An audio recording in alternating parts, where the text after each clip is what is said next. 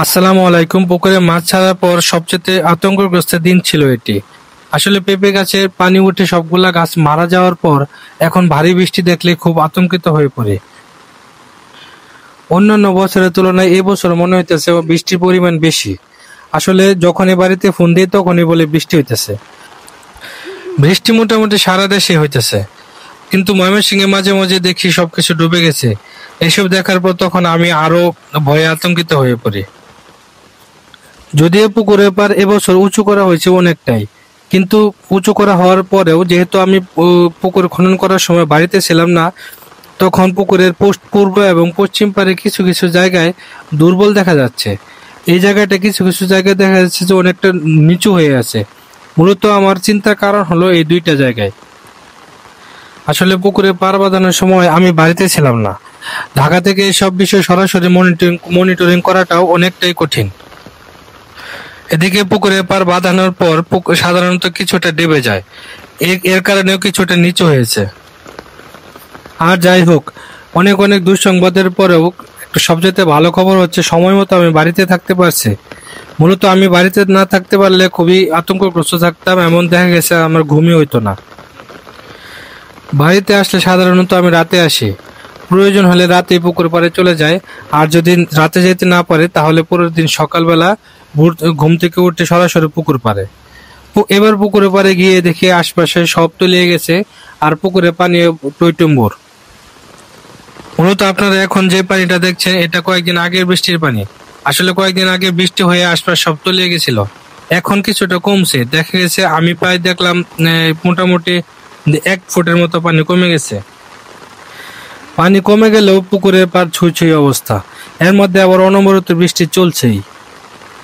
এর মাঝে সকাল দিকে যখন আমি পুকুর পাড়ে আসছিলাম, তখন খুব একটা আকাশের অবস্থা ভালো ছিল, খুব একটা মেঘও ছিল না, বৃষ্টিও নাই, মোটামুটি রোদও দেখা গেছে। কিন্তু আমি এরপরে জুমার নামাজ পড়তে গেলাম। জুমার নামাজ পড়তে গিয়ে নামাজের প্রায় শেষাংশে বৃষ্টি শুরু হয়ে গেছে। সাধারণত জুমার নামাজের পরে এলাকার যে বন্ধু বান্ধব আছে তাদেরকে নিয়ে আড্ডা দিই একটু।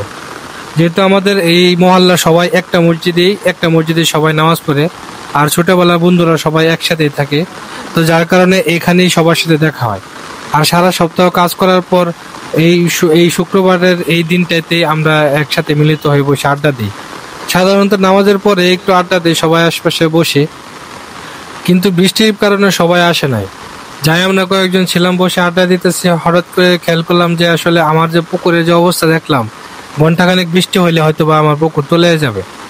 পরে আর সবাইকে রেখে আমি বাড়িতে চলে আসলাম।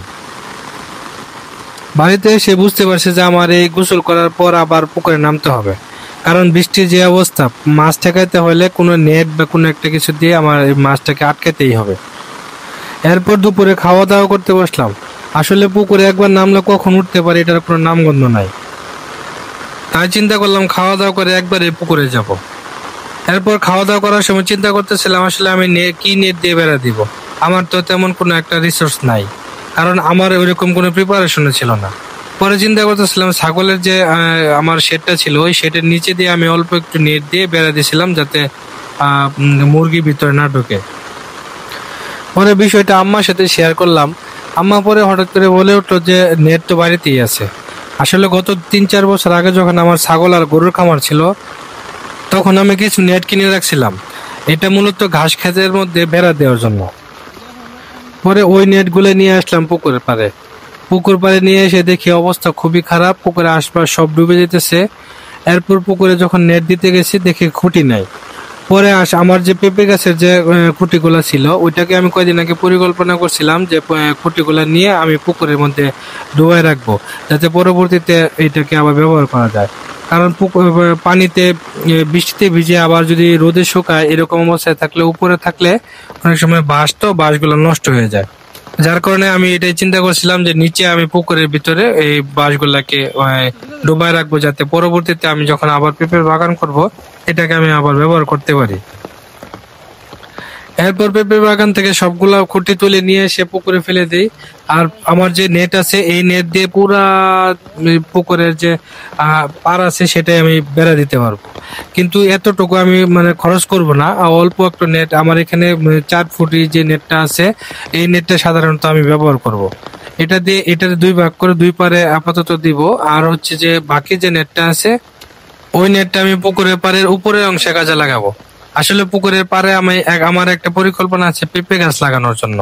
এখন আপাতত বর্ষাকাল দেখে আমি পেঁপে গাছ লাগানোর আপাতত স্টপ রাখছি, কিন্তু আমি এখানে পেঁপে গাছ লাগাবো।